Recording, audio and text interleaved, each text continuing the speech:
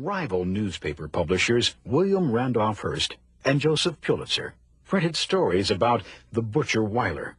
Not out of any democratic zeal, the stories simply bolstered newspaper sales. They tried to outdo each other by printing sensational pictures and stories that fed the hysteria against Spain. Embellished stories like this became known as yellow journalism.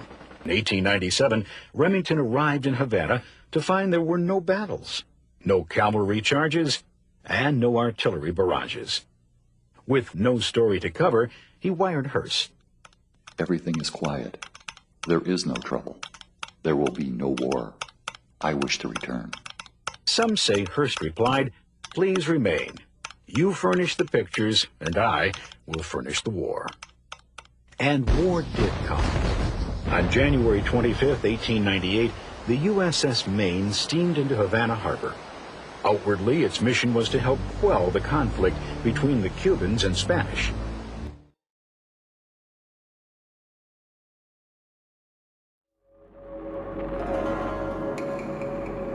My sympathies, of course, were with the Chinese people because of the atrocities that I had seen in our newsreels and so forth that the Japanese had subjected the Chinese people to. And one very impressive picture I saw was this little baby in the railway station, I think, in Shanghai.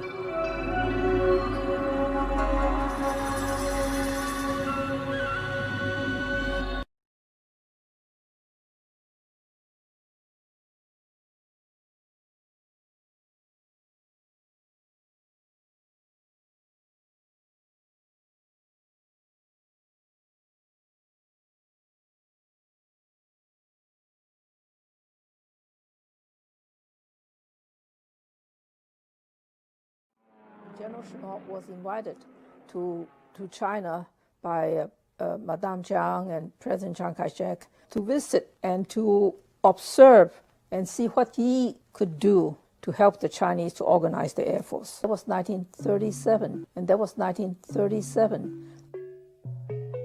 July 23, 1937. July 23, 1937. First meeting with Generalissimo. Conference with the world's leading lady. Greatly encouraged by conference with Madam. This situation led to the outbreak of the North China Incident. The Nanking government started a series of infringements in North China, resulting in the Japanese army to take security and self-defense measures to prevent further expansion of such events. On his way to the international settlement, First Lieutenant Isao Oyama, head of the Japanese Special Naval Landing Forces, was shot to death when his car was suddenly surrounded by members of the Chinese Peace Prevention Corps, who fired several dozen bullets at Oyama. The spot where he was shot was in the demilitarized zone established under the Shanghai ceasefire agreement.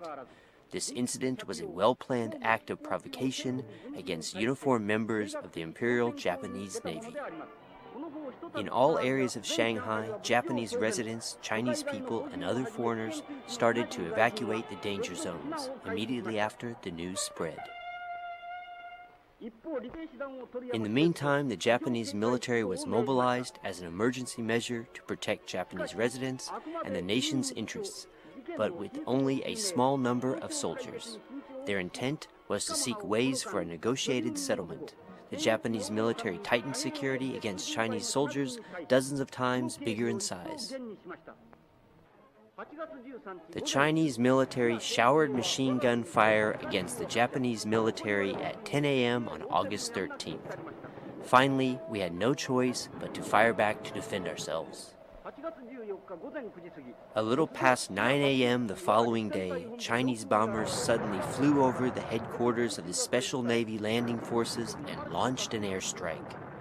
Then the Chinese started a formation bombing on the Japanese consulate, military ships, and many of our bases. We fired back as well and drove them off.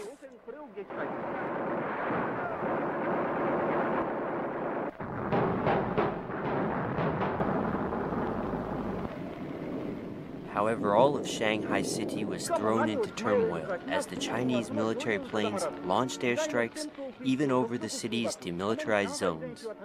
The Chinese military planes also launched a bombing campaign over the entertainment districts in the city, filled with several thousands of Chinese and foreign civilians.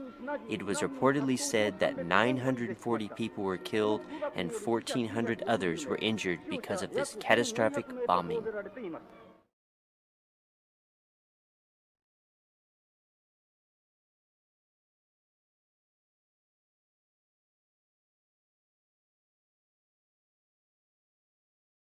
なぜ日本軍がここを爆撃したかと言いますと、物資の集配所でしたから、この戦略的な攻撃として選んだわけですね。そしてその後にこういうふうになったわけですが、ここで切っとるわね、この写真は。これはここで切ってます。切ってますね。これを撮影したのは誰だっておっしゃいました。これは王小亭という有名なプロカメラマンです。でしかも国民党宣伝部の映画班撮影部のですね専属プロカメラマンだったんです。そのことがやっと去年分かりました。はい。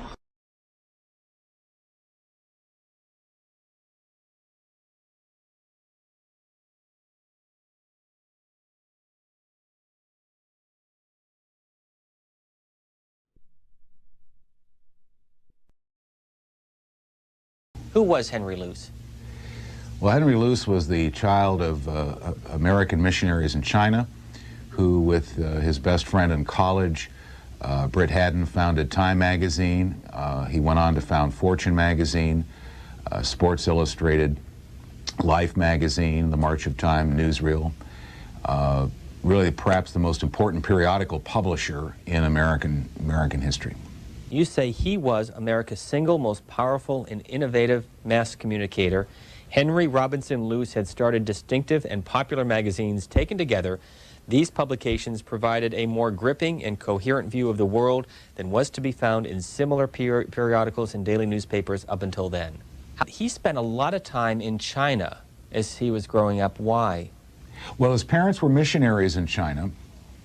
His father was a Presbyterian minister in North China. Luce was actually born in China, and you know, he and his siblings were raised in a compound in North China, and I believe Luce was about 14 when he actually left China to come to school in the United States. Did that affect his thinking of the United States and the world? It did very much. This is a moment, the beginning of the 20th century, when the United States is feeling its oats, is feeling its sense that we are a world power. That was, I think, the major incentive there. As far as the funding, there was a marvelous advantage to going to Yale or Harvard in the early 1920s, and that was it connected you to a lot of families of great wealth. Although Luce and Haddon's families weren't particularly well-to-do, certainly not Luce's, they did have access through their clubs and so forth at Yale to some very wealthy families, and they hit those families up for contributions to start the magazine. Start simply. Who was William Randolph Hearst? William Randolph Hearst was the son of a 49er miner who became a millionaire, and one of the country's first women philanthropists.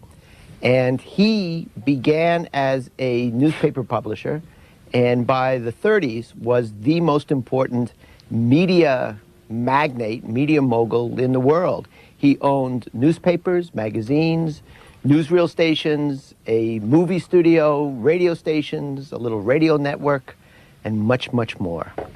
And was he the first American media mogul?